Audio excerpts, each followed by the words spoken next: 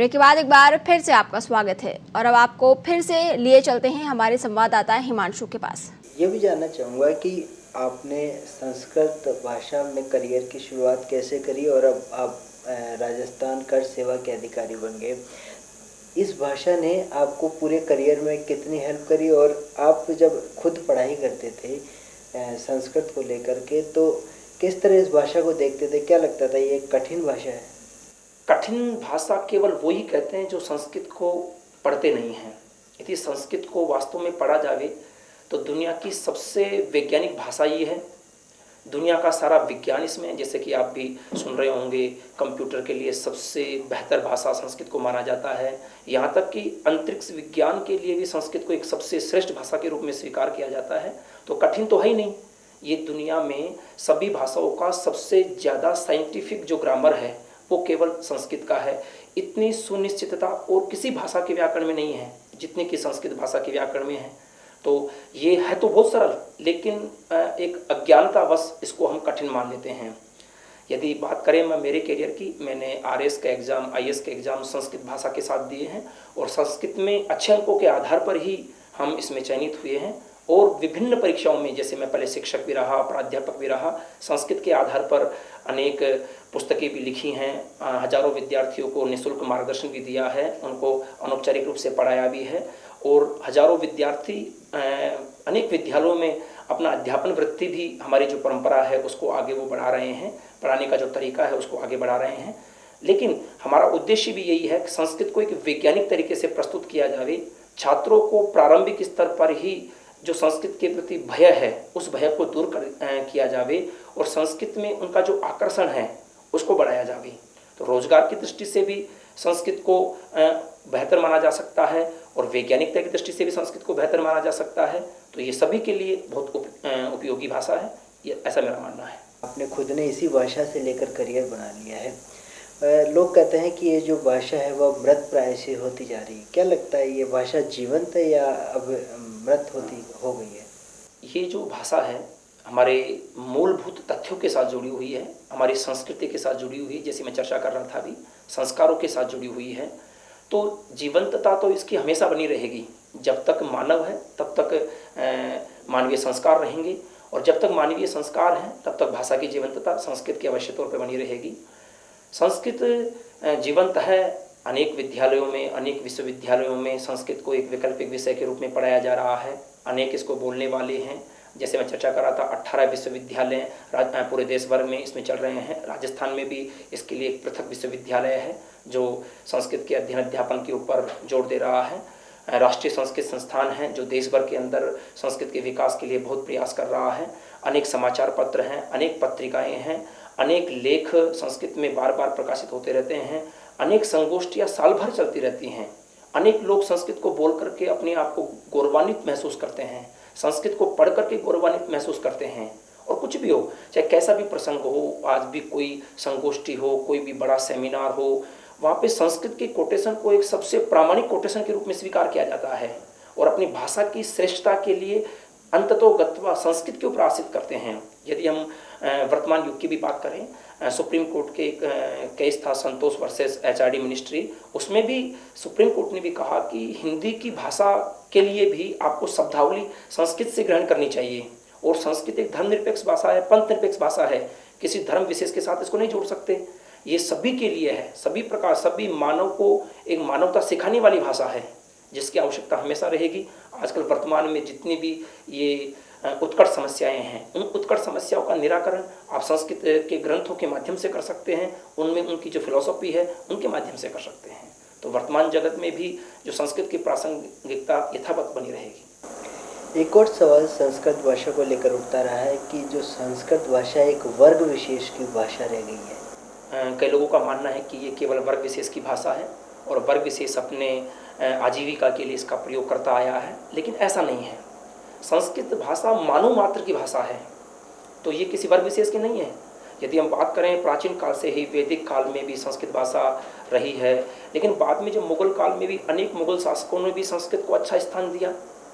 अनेक, जैसे अब बात करें, एक पॉप सिंगर है मैडोना, उन्होंने 2 संस्कृत में एल्बम तैयार किए हैं, शांति नाम से, और एक एक जानकी वल्लभ शास्त्री जी का एक गाना है, निनादय नवीनाम अये वाणी वीणाम, उसको उन्होंने गाया है। तो ये विश्व जगत के ऊपर है। और विश्व जगत की यदि बात करें, जो जैसे योग है, योग आज मौलिक तौर पर योग संस्कृत में है, वो योग आज योगा के रूप में पूरे जगत में है, पूरे संसार के अंदर है, चारों तरफ फैला हुआ है, जिसमें कोई वर्ग विशेष की आवश्यकता नहीं है। सभी वर्गों के लोग उससे लाभान्वित हो रहे हैं। इतने लाभान्वित हो रहे हैं कि योग दिवस, अंतर्राष्ट्रीय योग दिवस की स्थापना एक तरह से प्रारंभ हो गया है। तो हम वर्ग विशेष के साथ नहीं जोड़ सकते। यदि हम बात करें पुराने जैन दर्शन के, बौद्ध दर्शन के, और जो ग्रंथ हैं वो भी संस्कृत में हैं। रहीम जी भी संस्कृत के अच्छे ज्ञाता थे। औरंगजेब के भाई थे दारासी को, उन्होंने उर्दू के अंदर उपनिषदों का ट्रांसलेशन करवाया। तो कोई वर्ग विशेष से नहीं जुड़ी हुई है। ये धर्मनिरपेक्ष, जैसे कि मैं अभी बता रहा था, संतोष वर्सेस HRD मिनिस्ट्री के केस में सुप्रीम कोर्ट ने भी कह दिया कि ये भाषा पंथ निरपेक्ष है, किसी धर्म के साथ मत जोड़िए इसको। ये सभी मानव मात्र की भाषा है और सभी के भले के लिए है। और यदि बात करें संस्कृत की, तो कोई भी भाषा हो, भाषा में जो वैज्ञानिकता है वो संस्कृत से ही लेनी होगी, चाहे हिंदी हो चाहे अंग्रेजी हो। इसलिए कहा भी जाता है संस्कृत भाषा सभी भाषाओं की जननी है। लगभग सभी भाषाएं संस्कृत से उत्पन्न हुई है। अनेक उदाहरण ऐसे देखने को मिलते हैं, अंग्रेजी हो या लैटिन लैंग्वेजेस हो या फिर हिंदी, तो पूरी तरह से संस्कृत के ऊपर डिपेंडेड है ही। तो शब्दावली के लिए पूरी तरह से संस्कृत के ऊपर डिपेंड होना इस भाषा की प्रासंगिकता को भी स्पष्ट करता है। और ये किसी एक पंथ से जुड़ी हुई नहीं है, किसी एक धर्म से जुड़ी हुई नहीं है, किसी एक वर्ग से जुड़ी हुई नहीं है। ये यहाँ तो वसुधैव कुटुंबकम की भावना है, सारा का सारा जगत एक परिवार के रूप में है। तो वो कैसे वर्ग विशेष से जुड़ी हो सकती है? किसी देश विशेष की भी नहीं है, ये सभी देशों में फैली हुई है। आजकल देखा जा रहा है कि लोग आध्यात्म शांति के लिए कई तरह के कोर्स ले रहे हैं, और योगा की आपने बात करी, तो क्या संस्कृत से जुड़ कर के आध्यात्म शांति भी मिल सकती है? किस तरह आप इस सबको देखते हैं? यदि हम बात करें अध्यात्म की, तो अध्यात्म का मतलब है अपने आत्म स्वरूप को पहचानना, अपना जो वास्तविक स्वरूप है उसको पहचानना। आत्म तत्व की चर्चा देखी जाए तो सबसे ज़्यादा हमारे जो संस्कृत के ग्रंथ हैं, उपनिषद ग्रंथों में मिलती है। तो पक्का है संस्कृत के माध्यम से वो अध्यात्म के जगत में ज़्यादा बेहतर तरीके से प्रवेश कर सकता है। वर्तमान युग में भी योगा के माध्यम से या फिर शांति के माध्यम से ये मतलब जितने भी नैतिकतावादी सिद्धांत हैं वो सारे के सारे संस्कृत के माध्यम से आ सकते हैं, जिनके माध्यम से विश्व शांति की स्थापना की जा सकती है। जिस हम ग्लोबलाइजेशन की जो बात करते हैं वो वसुधैव कुटुंबकम की भावना के अंदर है। यहाँ पे सत्य की बात है, अहिंसा की बात है, अस्तेय की बात है। ये सारे के सारे तथ्य तो आध्यात्मिक दृष्टिकोण से आदमी को सुदृढ़ करते ही करते हैं, पूरी तरह से संस्कृत के ऊपर डिपेंडेड हैं।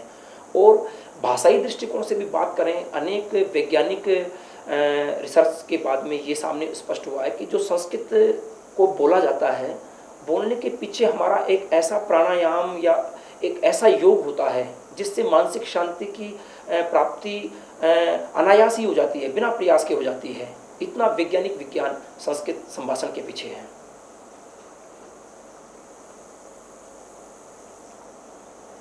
गत वर्ष ही आपको सरकार ने युवा प्रतिभा पुरस्कार देकर सम्मानित किया। आपके वो कौन से प्रयास थे जिस वजह से सरकार ने आपको ये पुरस्कार दिया, और अब आप संस्कृत भाषा को बढ़ावा देने के लिए कौन से प्रयासों की ओर अग्रसर हैं? साथ ही जो वर्तमान में संस्कृत की स्थिति गिरती जा रही है, इस स्थिति को फिर से बढ़ावा मिल सके, सरकार को क्या कुछ सुझाव देना चाहेंगे? बात करें यदि पुरस्कार की, तो मेरा मानना ये है कि हजारों विद्यार्थियों को जो अनौपचारिक रूप में मार्गदर्शन दिया है, हजारों विद्यालयों के अंदर वो शिक्षक बन कर के एक वैज्ञानिक विषय के रूप में संस्कृत को पढ़ा रहे हैं।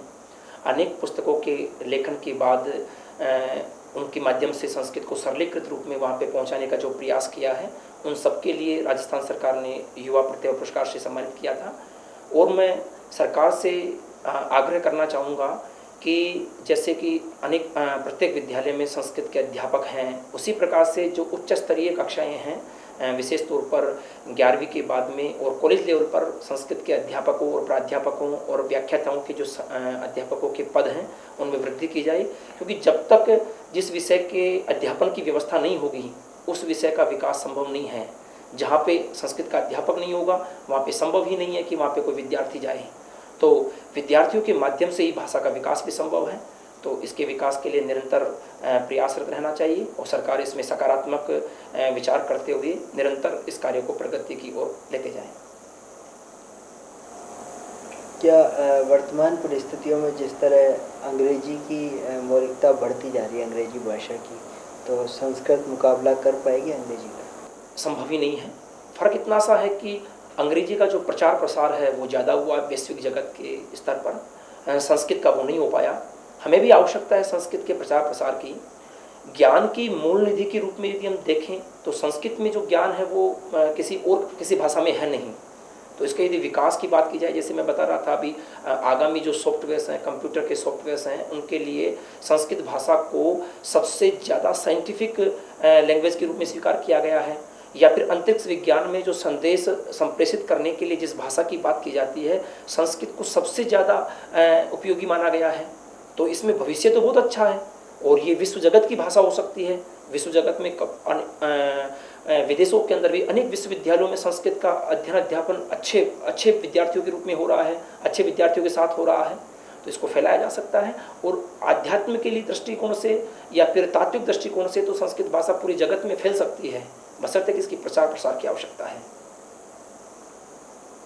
बिल्कुल, संस्कृत भाषा की अंग्रेजी से तो तुलना नहीं की जा सकती। जिस भाषा को वेदों में अपनाया गया, ऋषियों ने जिस भाषा को अपनाया और उसके बाद में अब वर्तमान में नासा से लेकर अंतरिक्ष और विज्ञान जिस भाषा को अपना चुका है, अब हम न जाने कब उस भाषा को फिर से अपनाएंगे। बहुत बहुत धन्यवाद आपका हमारे साथ जुड़ने के लिए। Thank you.